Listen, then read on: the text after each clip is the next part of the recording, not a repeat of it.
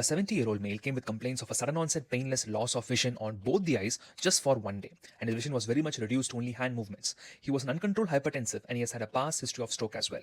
On examination, the eyes were remarkably normal, the pupils were normal, the fundus was normal. So let us understand, let's go back and see where should we localize this lesion. The lesion is not in his eyes, but rather in his brain. As we know from the visual pathway, that the eventual endpoint of the visual perception is going to be in the occipital cortex. So when we took a neuroimaging, our patient's brain showed bilateral occipital lobe infarct. So what's the diagnosis? The diagnosis is cortical blindness. The most common cause of cortical blindness would be a cerebrovascular accident or a stroke. This cortical blindness is one of the differential diagnoses for a sudden onset, painless, bilateral loss of vision.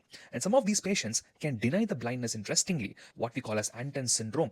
Anton syndrome is going to be one of the forms or which implies a visual anosognosia, which means the patients will not be aware of their blindness, but we can prove their blindness by looking at the visual acuity.